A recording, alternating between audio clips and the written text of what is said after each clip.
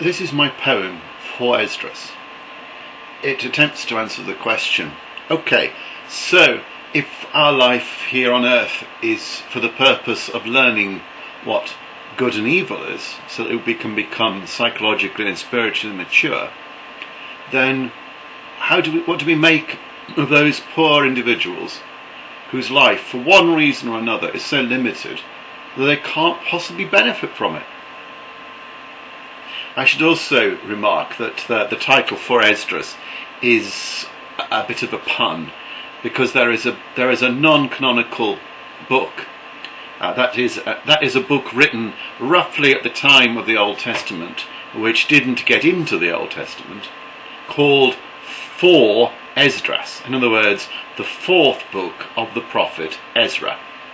So, without any more ado, my poem for Esdras. Esdras asked the angel, "Why does God allow such waste? It seems to me that there are many birthed or die before they're born who have no joy of life and insufficient chance to learn what's good and bad.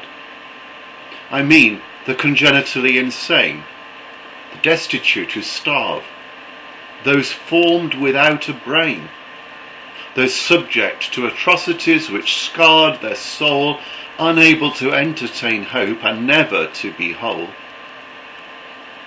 The angel replied to Esdras, "This is a mystery, I know, but here are certain clues.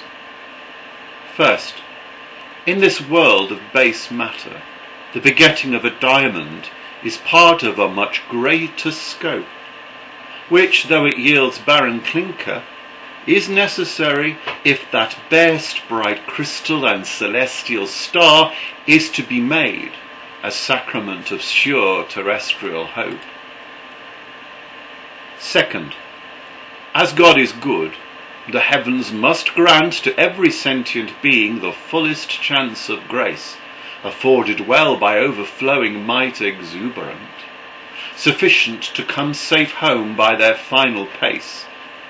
For else a cruel tyrant God would surely be, and that is not the aspect of those persons three who are Creator and Redeemer of this place.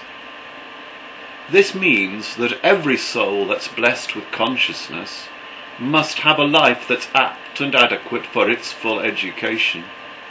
Hence, if a person's lotted span and quality of days does not fulfill this goal, they must be given supplementary term.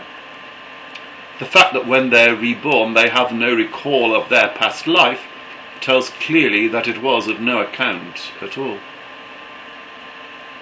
There is a final possibility, that some who tread the boards of this narrow and fragile stage are not quite what they seem to be, but only bit parts in the play. Their outward form affords a disguise of behaviour, but being mere androids, they aren't proper men who know and understand and see. So many folk seem fake, paper people, folded origami. Perhaps this seeming is reality, and each is a mere zombie, undead rather than living, souls without a spark. Such ciphers have no need for any lasting fame, but can without complaint pass on into the dark, being devoid of a conscious flame. Their only purpose is to be the context and the frame for those fair spirit gems which are God's final aim.